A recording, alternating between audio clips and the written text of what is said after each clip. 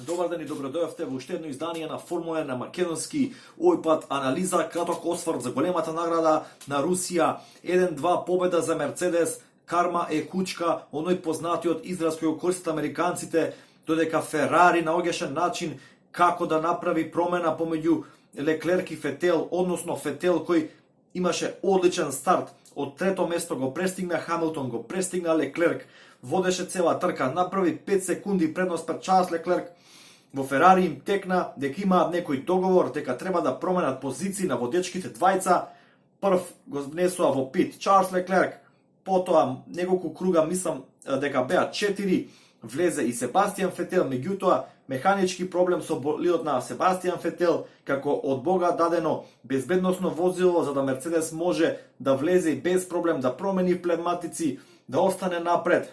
Потоа видовте и сами, Чарлс Леклерк беше немокен, бидејќи иако патеката, конфигурацијата на Сочи дозволува претркнувања, сепак сектор 3 беше ахилова пета за Ферари, каде што Чарлс Леклерк ја губеше својата брзина, односно заостануваше зад болидите на Мерцедес, и потоа стартно-целната рамнина се до оној прв свиок беше недоволна за Леклерк да се пробие напред и да проба да се замеша во борба за победа со Хамилтон. Би рекол дека само Ферари во овој свет на Формула 1 може од готово да направи ваква вересија.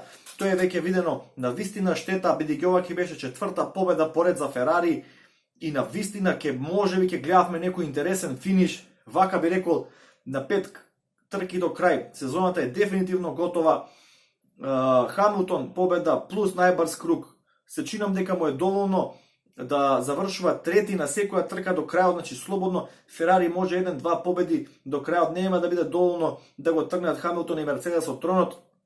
Меѓутоа, се надам дека ова ќе биде лекција за Ферари, уште една оваа сезона која треба да ја научат на потешкиот начин, за конечно да гледаме компетитивна 2020 сезона, последна сезона со овие технички регулации поставени од ФИА. Накратко, како што напоменав на самиот почеток, одличен старт од Себастијан Фетел, одличен старт и од Карлос Сајнц, кој за момент се најде трети со неговиот Мекларен, меѓутоа Хамилтон веднаш возврати во тој десен свиок, па лев, имаше подобро позиционирање и го искористи тоа за да не заглави зад Карлос Сајнц некој круг. Рековме веќе, познатото радио на Ферари, тотален циркус, пушти ме, не те пуштам, нека дојде поблиску, вака не можам да го препуштам, што ќе правиме, како ќе правиме. Дефинитивно тоа го одбележа првиот дел од трката, па рековме смена преку пит на позициите на Ферари, потоа Себастијан Фетел со проблем, па еден од болидите на Вилијамс, чинам беше Расел, се заби, повторно уште едно безбедносно возило, тука некои други болиди искористија шанса повторно за уште еден бесплатен пит, така наречено.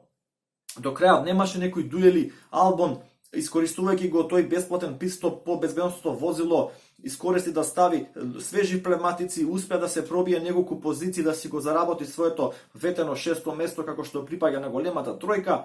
Значи првите 6 се Хамилтон, Ботас, Леклерк, Верстапен, Албон, Сајнц, потоа Перес, одлична трка за болидот на Форс Индија и водачот Серхио Перес, Ландон Норис 8, Магнусен 9 по казната која добија стојардите од 5 секунди, и Нико Хулкенберг ја завршува првата десетка со последниот бод. Солидна трка за Рено, меѓутоа разочарувачки Даниел Рикардо беше инволвиран во инцидент во самиот прв круг.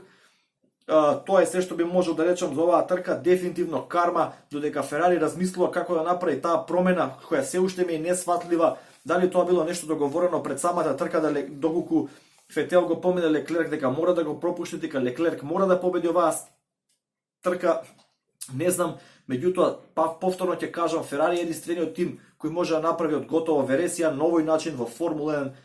Па од кога следам Формула 1 можам да кажам дека тоа им е нивно број 1 својство. Навистина штета, меѓутоа тоа е тоа. Доколку ви се допаѓа каналот Формула 1 на македонски, ве молам за лайк, шер и субскрајб. Коментирајте што мислите за трката, дали Ферари си пукаше во нога. Механички проблем секако никој не може да предвиди, меѓутоа навистина беше тоа едно смешно издание преку радиоврската. Што ќе гледаме до крај? Сега нема никакви стеги околу Ферари и Мерцедес, можат слободно да се тркаат. Знаеме дека Мерцедес ќе бидат први на крајот на годината, само теоретски шанси остануваат за Ферари некако да фати приклучок. Оставете коментар во видеото, Лайк, шер, субскрайб и се гледаме во следна прилика. Поздрав!